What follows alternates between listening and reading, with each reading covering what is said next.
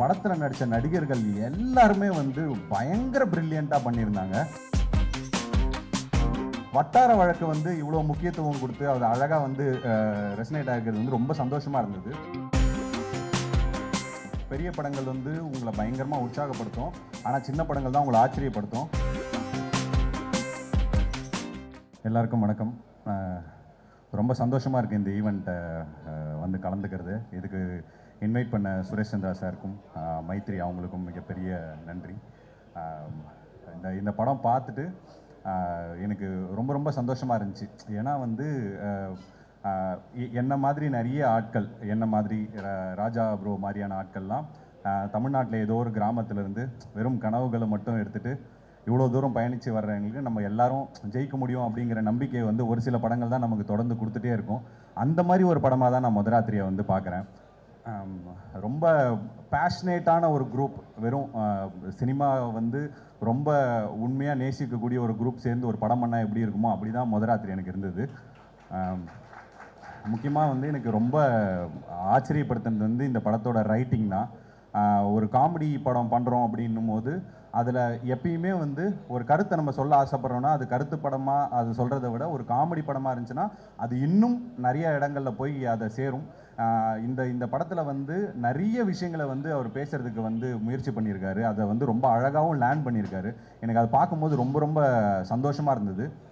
இந்த படம் வந்து நிறைய விதத்தில் ஸ்பெஷல். ஃபஸ்ட்டு ஸ்பெஷல் வந்து சேத்தன் சார் இந்த படத்தில் நடிச்சிருக்குது. சேத்தன் சார் வந்து நான் எப்பயுமே சொல்கிற மாதிரி ஐ லவ் சேத்தன் சார். எனக்கு அவரை ரொம்ப ரொம்ப பிடிக்கும்.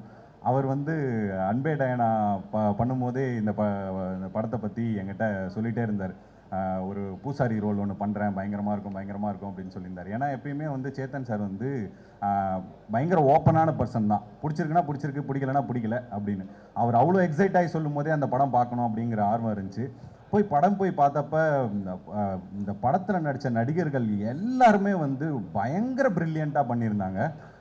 எனக்கு அவ்வளோ அவங்கள வந்து ரசித்து பார்த்தேன். அவ்வளோ கேரக்டர்ஸ் என் மைண்டில் நிற்குது. முக்கியமாக அப்துல் ப்ரோலாம் வந்து அவர் இன்னைக்கு இருக்கிற அப்துல் ப்ரோக்கு இருக்கிற இடம் ரொம்ப கம்மியான இடம் அப்படின்னு நான் நினைக்கிறேன். எனக்கு வர்ற படங்கள் எல்லாத்துலேயுமே அப்துல் இருக்கணும் அப்படின்னு நான் வந்து ஆசைப்பட்றேன். அவ்வளோ அழகாக ஒரு சொல்கிற மாதிரி ஒரு பயங்கர ஒரு டிரான்ஸ்ஃபர்மேஷன் ஒன்று நடக்கும். அவங்க அந்த இடத்துல அவர் நடிச்சிருந்ததெல்லாம் வந்து பிளாஸ்டாக பண்ணியிருந்தார். இன்னும் பயங்கரமாக ஆச்சரியப்படுத்துனது வந்து நிறைய சின்ன சின்ன நடிகர்கள், மெயினாக வந்து இந்த லேடிஸ் எல்லாருமே வந்து இந்த படத்தில் கலக்கிட்டாங்க. அவங்க தான் வந்து மெயினாக நிறைய இடங்கள் ஆக்குப்பை பண்ணியிருந்தாங்க. அவங்க தங்கச்சி ரோல் பண்ணியிருந்தாங்க, அவங்க சூப்பராக பண்ணியிருந்தாங்க. தீபிகா அவங்க, அதுக்கப்புறம் அந்த அம்மாவாக நடித்த 2 பேர் எல்லாருமே அந்த ஃபேமிலி. வெங்கடேஷன் சார்லாம் வந்து இந்த டிரான்ஸ்ஃபர்மேஷன் அவர் பார்க்குறதுக்கே வந்து பயங்கரமாக இருந்துச்சு. ரொம்ப க்யூட்டாக இருந்தார். இங்கே ஒரு என்ன சொல்கிறது, ஒரு டெடி பேரை பார்க்குற மாதிரி இருந்துச்சு அவரை பார்க்கும்போது. அவ்வளோ அழகாக வந்து அந்த ரெயின் கோட் போட்டுட்டு அவர் பைக்கில் உட்காந்துருக்கும் போதெல்லாம் ரொம்ப அழகாக இருந்தது. ரொம்ப ஹாப்பி எல்லாருக்குமே. அண்ணன் முத்தமிழ் அண்ணன் நடிச்சிருக்காரு. அதுக்கப்புறம் அவர் அந்த ஃபர்னிச்சர் ஓனராக அந்த அண்ணன், அவரோட இதுவுமே ரொம்ப சூப்பராக இருந்தது. வட்டார வழக்கு வந்து இவ்வளோ முக்கியத்துவம் கொடுத்து அது அழகாக வந்து ரெசனேட் ஆகிறது வந்து ரொம்ப சந்தோஷமாக இருந்தது. மெயினாக இந்த படத்தோட ஸ்டார்ஸ் அப்படின்னா அவங்க அனிஷாவும் ரிஷி ப்ரோவும் தான். அனிஷா வந்து எப்பயுமே எல்லா படங்கள்லையும் தன்னோட ஒரு க்யூட்டான ஒரு பர்ஃபார்மன்ஸ் ரொம்ப அழகாக வந்து கொடுத்துருக்காங்க. இந்த படத்துலையும் அப்படி தான்.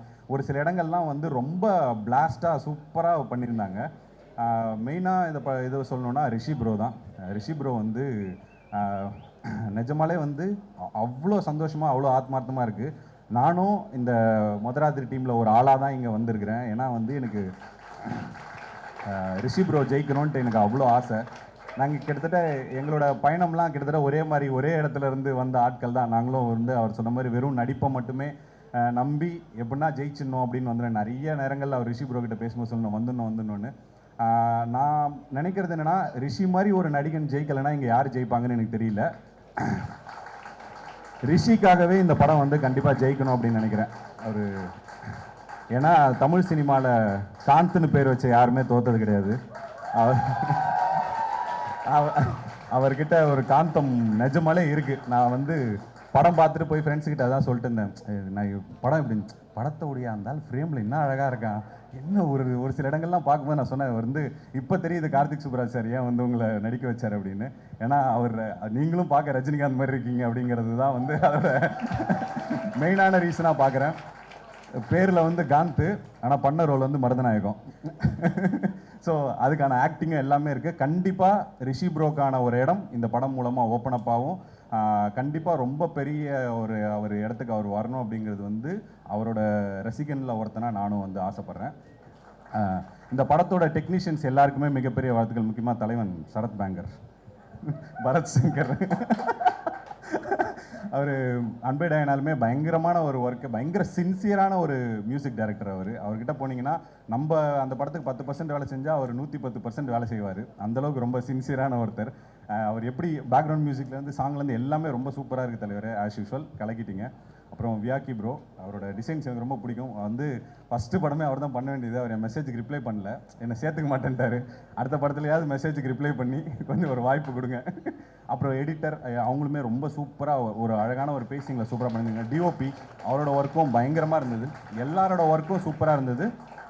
முக்கியமாக வந்து மக்களுக்கு என்ன சொல்லணும்னு நினைக்கிறேன்னா, எப்பயுமே வந்து பெரிய படங்கள் வந்து உங்களை பயங்கரமாக உற்சாகப்படுத்தும், ஆனால் சின்ன படங்கள் தான் உங்களை ஆச்சரியப்படுத்தும். இந்த படம் வந்து கண்டிப்பாக வந்து பார்க்கும்போது உங்களுக்கு பயங்கரமாக என்டர்டெயின் பண்ணக்கூடிய ஒரு சூப்பரான ஒரு படமாக மதுராத்திரி வந்திருக்கு.